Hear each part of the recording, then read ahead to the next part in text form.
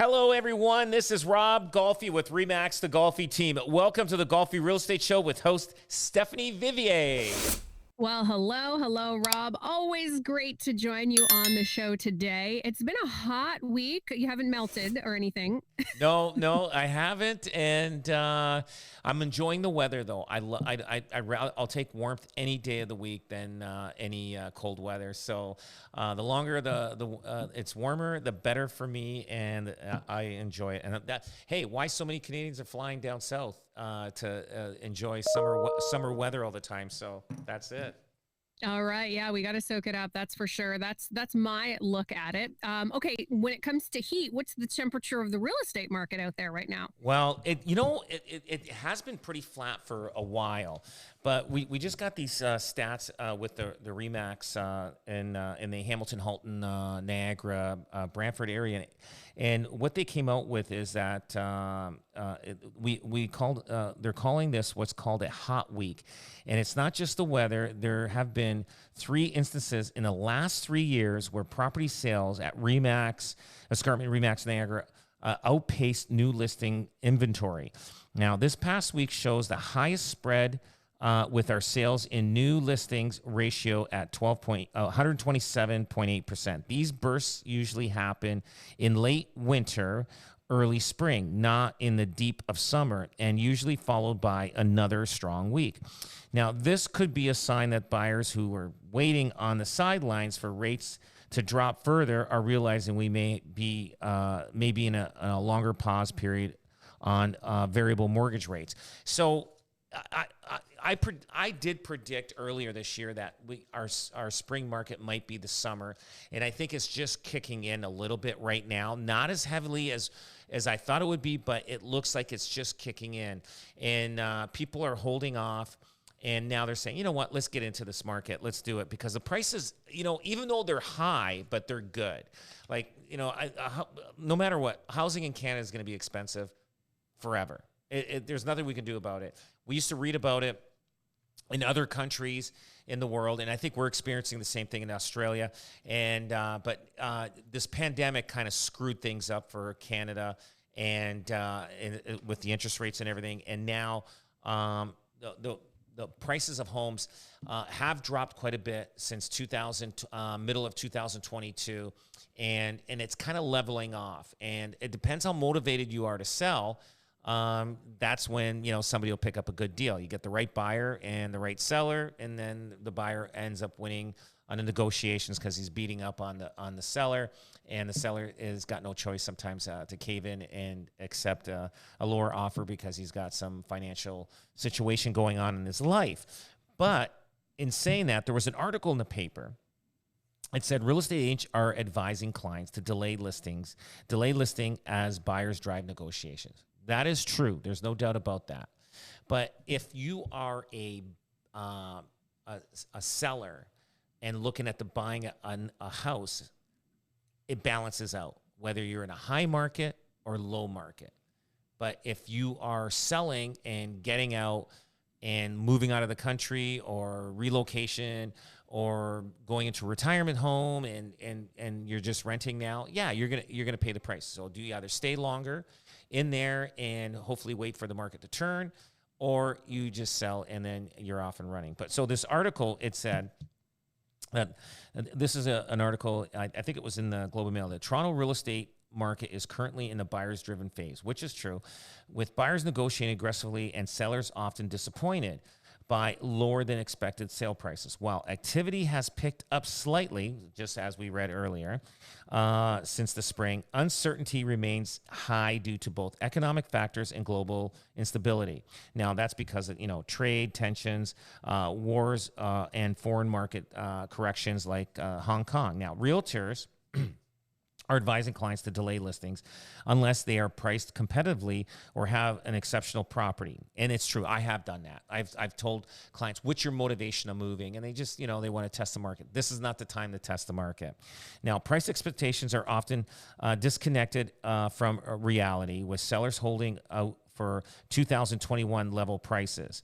And we know 2021 was an anomaly year. Things went like people were getting $200,000 more for their house than it was worth today, actually. So in several cases, homes are selling significantly below what they fetched a few years ago. Now, the condo market is particularly soft, and move-up buyers are struggling to sell their existing properties. Some buyers see opportunities in this environment, but many are cautious, budgeting carefully due to high costs of broader economic concerns. Now, agents are warning that unless sellers are willing to price irresistibly or offer something irreplaceable, it may be best to hold off listing until fall or later. Now, the houses that are for sale out there right now, there's a lot of people selling, and a lot of that has to do with people probably they're downsizing, they can't afford it, mortgages are coming up. There's all sorts of reasons out there. I mean, like inventory levels are record high right now, and people have to take a haircut on selling their house right now if they bought in the last 2-3 years. And we just had one that somebody bought in 2023. In 2023, the market was better in 2023 than it is now. Wow. And so we tell them, I go, look, you're going to take a big haircut on this. Are you willing to accept that? Because the market just won't justify it. And but yeah, it's been a tough go out there. But all right, Rob, so you're saying like that this article may be referencing Toronto, and we know markets are different, right? That's what the beauty of the Golfi team is. You know the market, you're specializing in the market that you sell in. So would this be something you might do right now? What would it be something you would advise a client to do to delay listing a home? Yeah, I would. So here's what I've been telling clients. The market is going to change. Now, if you have no reason to move, or let's say you need to upsize as as a family, you have a house, you want to upsize. It doesn't matter now, because whatever price you get today, it may not be the price that you get that you expect, but whatever you're buying is going to be better.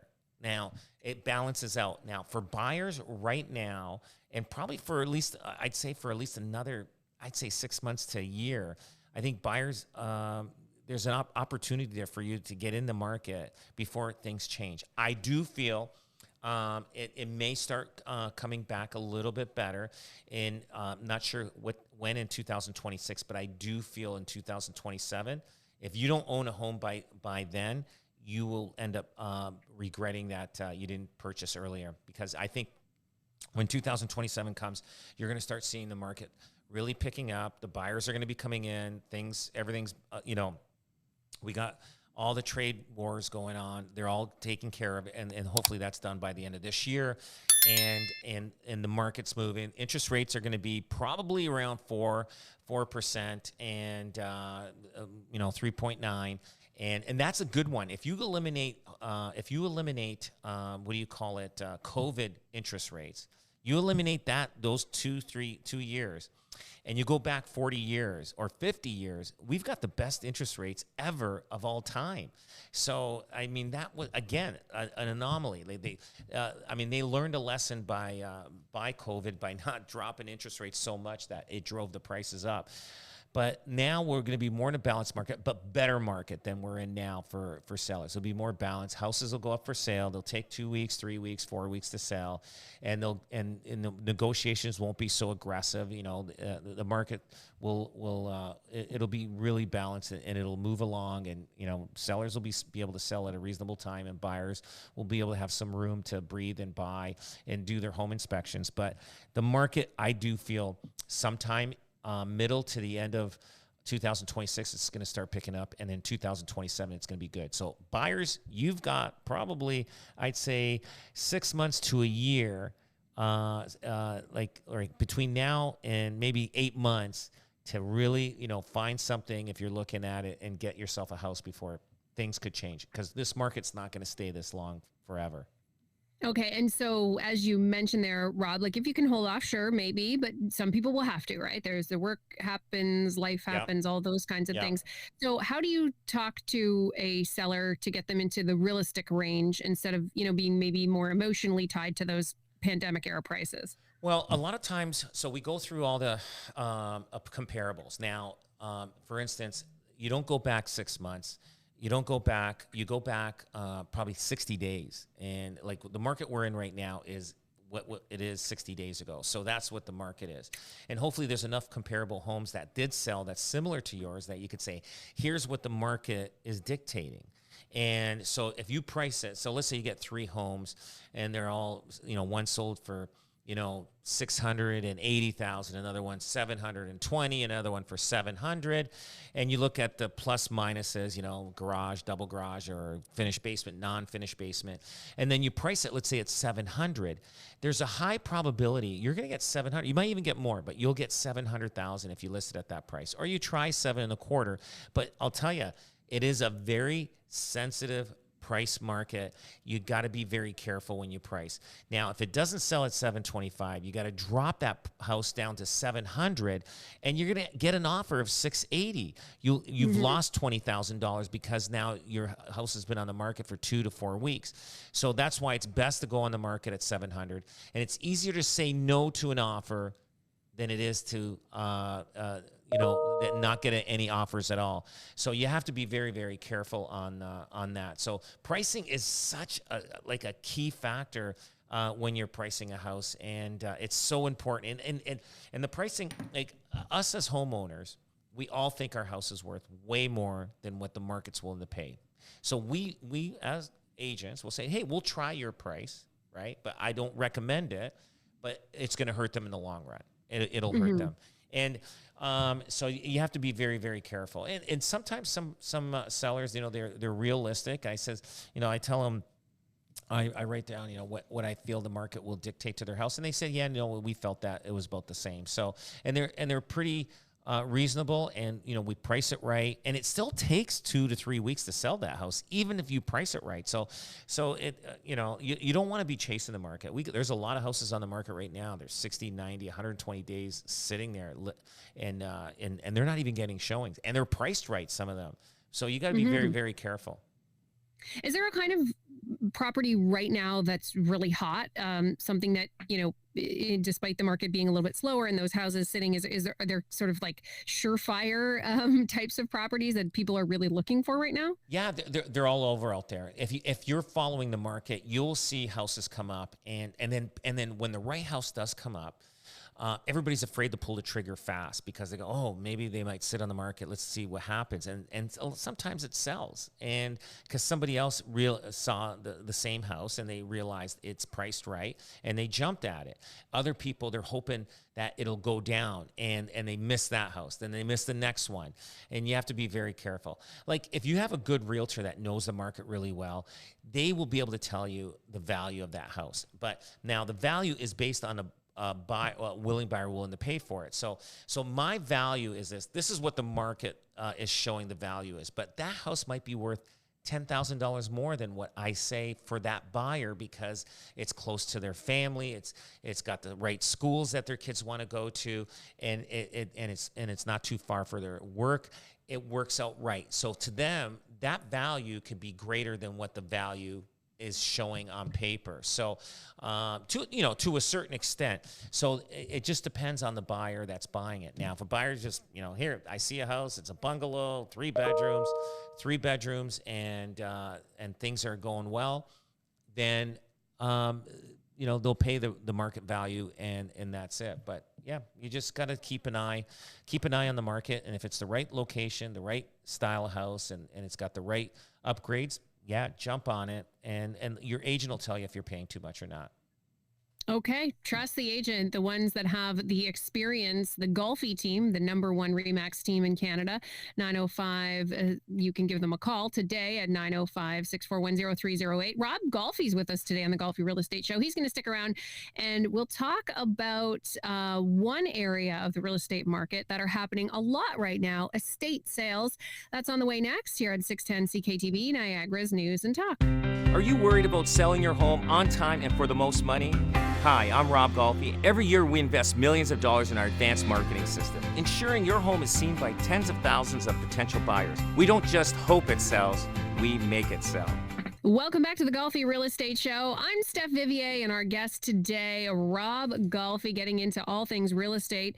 And we're so happy to have you along today. Now, Rob, you talked a little bit about the market and how it's been a little warmer. It's been, a strange year for sure, but things are heating up a little bit. One area of real estate that, like we talk about a lot, that life is going to happen is estate sales. Is this something that you've been noticing happening a lot right now? A lot. And I just had two like yesterday, and it's funny. And this is, it's crazy how it's going. So, but when parents pass away and leave behind an estate, especially without a clear will or designated executor, it often leads to conflict among siblings. Disputes typically arise over who controls the estate, how assets are divided, and whether certain family members were favored. Now, even when a will exists, disagreements over interpretations, fairness, and sentimental items can cause lasting rifts in families. Legal battles and emotional tensions are common when communications are planning were lacking during the parent's lifetime. So here's one case that I was just dealing with. I got a text message from a client of mine. And he's a young guy. He's got a business, and his father's, he's an alcoholic.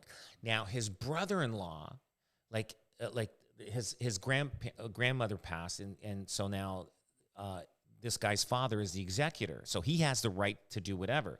But apparently, the in-laws are jumping in and going through the house of this mother's house or whatever, and they're taking things.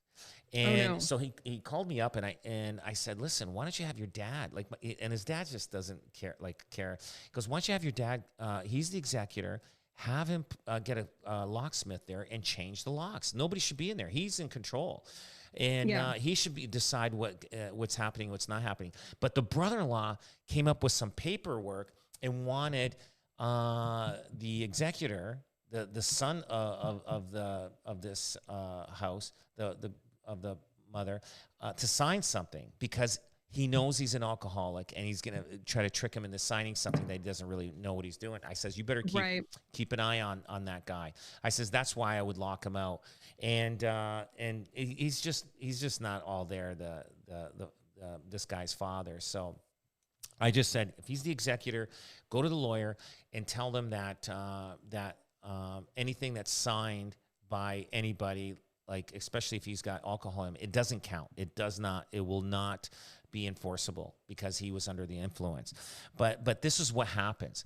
They go, when somebody passes away, they go through the house, they start, going through the valuables and stuff like that. And people don't know it. All of a sudden, and there's arguments on who is in control. So I'll get phone calls from, let's say the executor saying, hey, Rob, this house has to go up for sale. We need a letter of opinion, of value, and all that kind of stuff. So the lawyer needs. But then sometimes I get calls from other siblings, and they have zero control. They're not listed as executors or anything, and they're trying to find out values. They want you to make up an evaluation that's higher than what it is. Just so it's just a big mess. When parents pass and siblings don't get along, it becomes a nightmare, and it's incredible. And it's funny. I had two in the same day, and another one. The executor, the trustee, it's actually a lawyer, and I think a couple of siblings, they're calling and they're trying to say, hey, that lawyer has no right, and he's got all the paperwork, he's got legal documents from the court to indicate that he is supposed to take care of the sale of these properties, and they're calling me and saying, I say, hey, listen, get your lawyer to call me, and they go, I don't deal with lawyers. Of course they don't, because the lawyer will tell them you have zero rights. And they'll do anything to lie and everything to tell me that they're the one that I should be dealing with, not the executor. And we ask for those documents. We do get those documents. If we know there's an executor, we need a copy of it to know that they are in control. And we'll call the lawyer, and the lawyer will indicate to us that they are. It becomes a nightmare sometimes. and they try to hold up sometimes a sale. It's hard to dictate like which direction estate sales happen, and it does cause rifts in the family, and sometimes they never talk to each other again for the rest of their lives. Well, it's so sad, Rob. Like, why do you think that happens? Because you have families that get along just fine, and then, someone passes away, and then all of a sudden these different seeming personalities come out. It's usually the in-laws. It's the in-laws. If whoever married into it. Yes, exactly, because they're in their spouse's ear saying, you should be doing this, you should be doing that, and that's what it is. Like it is the in-laws, like the son-in-laws and the daughter-in-laws, and they want to make sure they're not getting ripped off, I guess, and they're not. It's just they just feel that because they weren't listed as an executor, and there's a reason why they weren't listed as an executor on the with the estate, is because the parents felt that they weren't, good enough to deal with situations like this. And I remember when my parents passed away, my sister and I were the executors, but I let my sister handle pretty well everything. But it was smooth with all my sisters. I have 3 sisters, and it was all smooth. Everything was good. My oldest sister basically handled it. I was also the executor, and she'd call me and say, yeah, go ahead, let's do it, and all that kind of stuff. And it was really smooth. And, but the thing is, we knew my mom was going to pass, and so we were able to talk to her and everything else like that. But a lot of when there's a sudden death, it's a little difficult. Mm-hmm. But if you got parents that are, like 89 or in their 90s, I think things should be discussed. I think, as a child, or, of these parents, should discuss with the parents, say, hey, listen, what's going on? We should write it out, or even do a video, Mm-hmm. of your parents. Say, listen, hey, Sonny, whatever, just this is what you're going to get, or here's what you're not going to get because you were terrible to me all your life, all that kind of stuff, whatever, so. Airing of the grievances. That's it. And it's on video. So, I mean, you can't fight video. So, and you put a newspaper in front, say, this was done in, just say there's headlines of the Spectator or the Niagara Falls Review or the Standard. But plan it out. So there's no arguments. But the one thing is, I'll tell you, if you have a parent that passes away and now the house is empty, the executor should right away change the locks on the door, because I'll tell you, that's when the vultures start coming in and start taking stuff, and you don't know it. They'll walk in because, hey, don't we all have keys to our parents' house, right? You know what I mean? Mm-hmm. Like, we all have keys to our parents' house, we can come and go from there. And so that's the one thing the executor should do, is just lock it up, inventory everything, and then say, hey, now, there are scrupulous people that will try to do whatever they can, trying to, sway things. They get lawyers involved. It just becomes one ugly mess. It does become ugly, and hopefully it doesn't happen too often, but we're in the middle of it a lot of the times. We are in the middle of it. And I would love to hear more about that experience. Like, you talked about you and your sister. Sounds like it worked out fine in your case, but when you have co-executors, like, do you think it's better just to have one person instead of 2 or multiples? Yeah, so like some people put 4 executors. They have 4 kids, they put 4 executors. Bad idea. Mm-hmm. It's just now you're battling, and now you got to get all 4 people to sign a contract to put a house up for sale, sign the contract to get it sold. It's better to get 1 or 2, but try to get the most responsible, the most honest child to take care of it. Like you don't want the one child that has had financial problems all their life, right? You want the one that's stable, the one that that's going to be fair and honest and straight. That's the child that you want. And sometimes you may need to put 2, which is fine. I mean, if there's only 2 children, you might want to put 2. But when you got a family of there's 4 kids, you don't want all 4. We've had where there's like 6 kids and all 6 were executors. It defeats the purpose. That defeats the purpose. You only need 1 or 2 to be executors. to make sure everything goes along with that. So, so when you're planning your will, try to make it easier for your children, not to, because you want them to get along, to continue getting along in time. So. All right. Always great advice. Thank you so much for that, Rob. Now we're here in the middle of summer, and that means you get a chance to sort of like look back at the spring market. What are you seeing? So in the spring, like the summer is moving along pretty strong. It is. And I do think, it's going to pick up even more in the fall, but people are starting to get rolling, coming out of the closet and starting to, look at homes. I mean, we're getting record showings on properties right now. So people are coming out, weather's good, it's hot, it's nice. And so I do feel that even when we go into August, it's going to even pick up even more. All right. So we kind of talked a little bit about, maybe that if a seller was coming to you, you might even advise them to wait at this exact moment if they could. But it's a good time for the buyers. It'll be time for the buyers for the next, I'd say, 8 months. I really do. There's good deals out there, and the prices are, as low as they can be. The buyers are running the show right now, and if it's the right house for them, put the offer in, get the mortgage that you need on it, and then 18 months from now, you'll be going, wow, I'm glad I bought the house at that time, because you're going to start seeing property values start going up. In my opinion, for sure in 2027. So between now and 2027. You buy, you're gonna do well, and you're gonna appreciate that you did it, because a lot of people, when they buy a house, they move in, especially in the last 3-4 years, especially when COVID, they bought a house that, let's say they paid $800,000, and by the time they moved in, it was worth $850,000. So it's not going to be that aggressive now.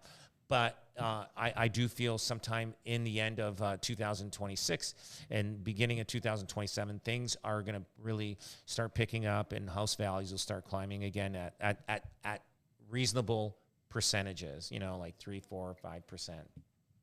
Now, everyone should be listening to the Golfi Real Estate Show for sure. But let's imagine, Rob, that all the buyers are listening and they hear this and they go, okay, I'm going to jump in. I'm going to do what Rob says. This is my time.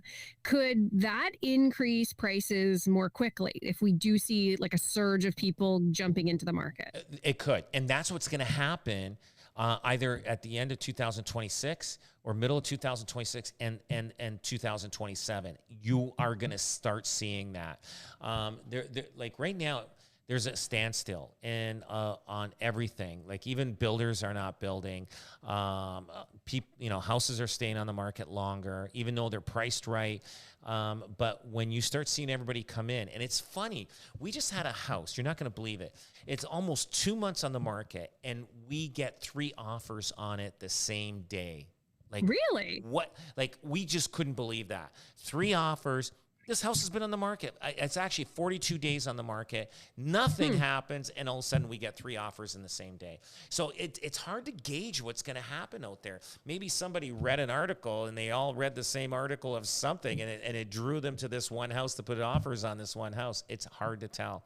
But we did get 3 offers. So you're going to start seeing that happening more so next year and the year after. Okay. Well, like I said, everyone should be listening to the Golfi Real Estate Show, because you get all the tips and tricks.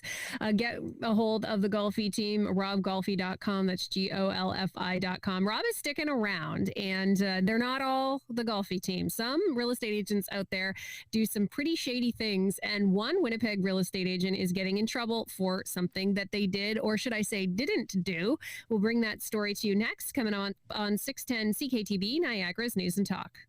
I know the importance of hiring the best agents. I'll take a photo of your house and post it on the World Wide Web. Next, our multi-million-dollar marketing system reaches tens of thousands of potential home buyers every day. Go to robgolfi.com and put the best team to work for you. Welcome back to the Golfi Real Estate Show. I'm Steph Vivier. So glad to have you along. Our guest today is Rob Golfi. Like I said, they're not all the Golfi team. They're not all honest and educated. Some realtors out there just do some shady things. And we're going to go to Winnipeg now, Rob, and you're going to tell us about one realtor who's in a bunch of trouble. Oh, yeah. You know what? It's good that they caught this guy.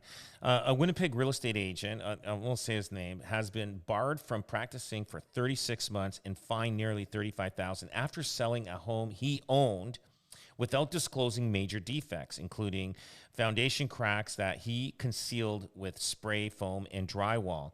Now, he misled buyers, misrepresented the home's condition in the listing, failed to provide a property disclosure statement, and lied to investigators during the inquiry. Now, the buyers later discovered further issues such as unpermitted electrical work, and animal feces and unpaid bills, and acted as both seller and listing agent. So basically, you had the buyer and seller on this thing, which, according to the Manitoba Securities Commission, placed additional responsibility on him.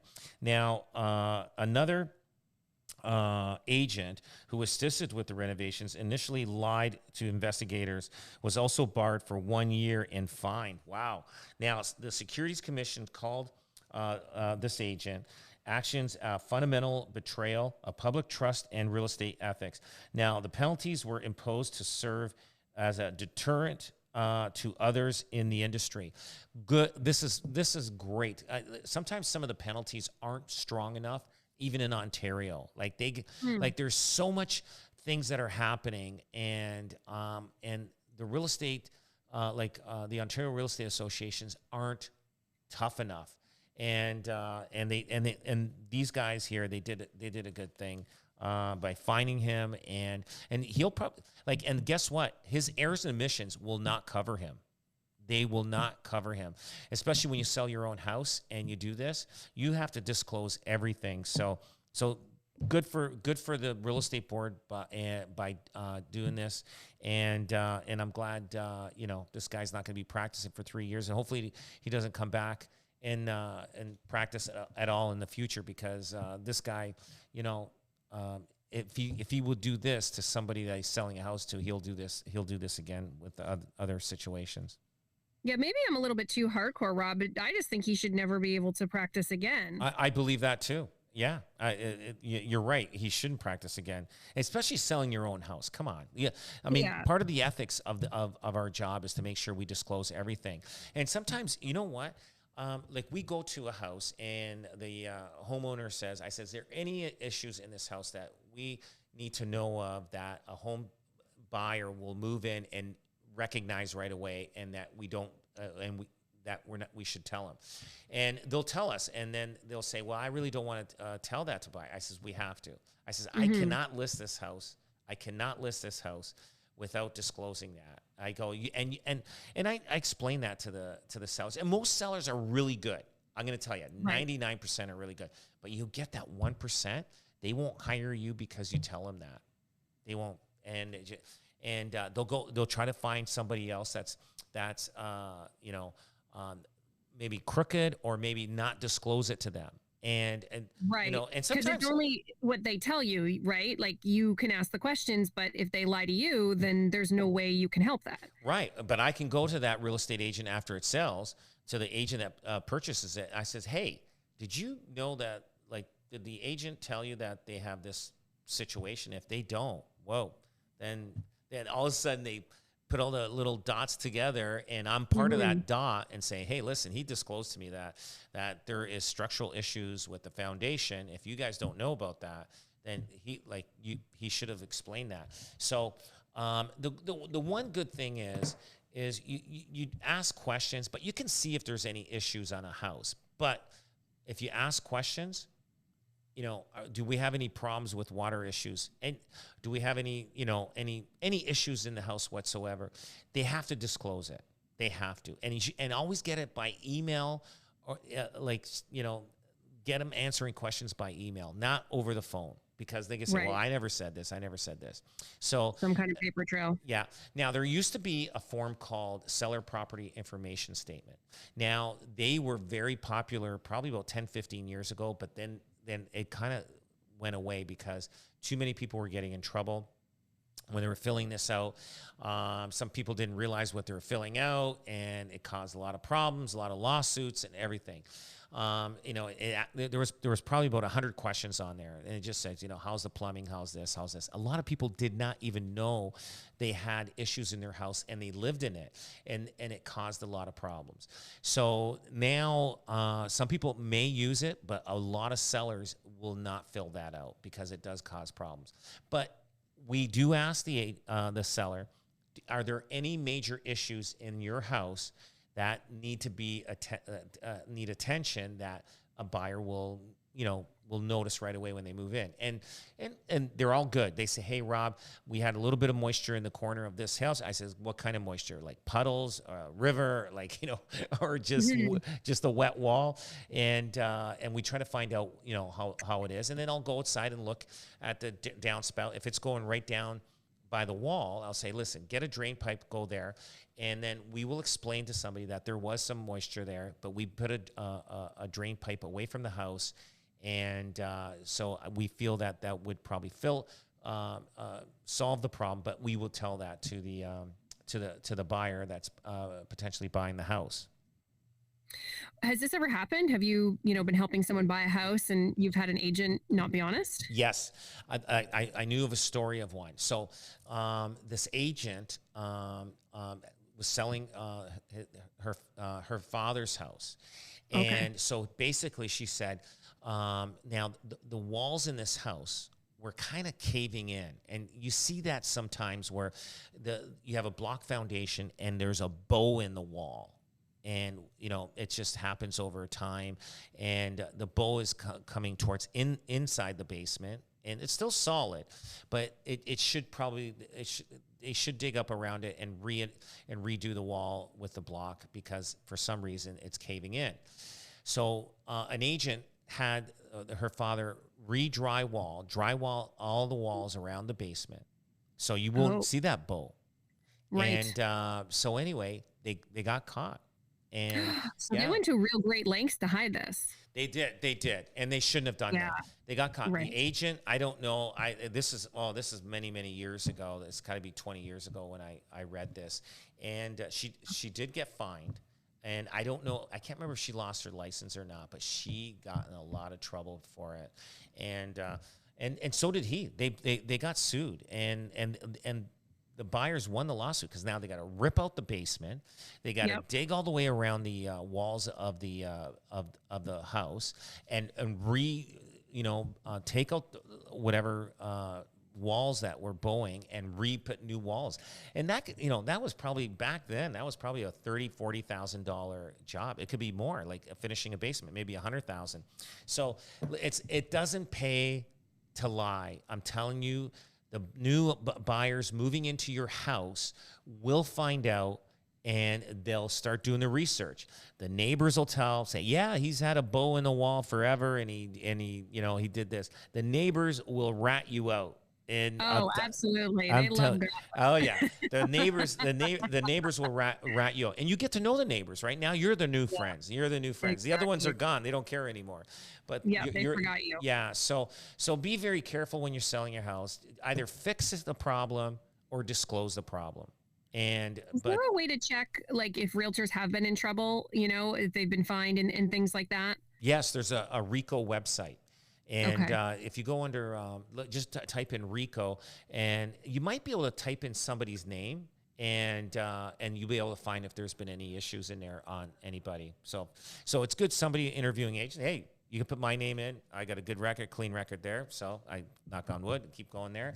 But I do check that website once in a while, and to see, just to see what's going on with stories like a story like this would be on the RICO website, and it's just something to talk about, like what we're doing here right now.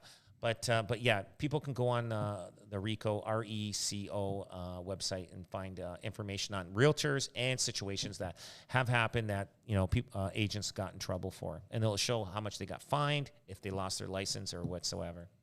All right. Some good cautionary tales there. And, depending on what realtor you use, you could be regretting it.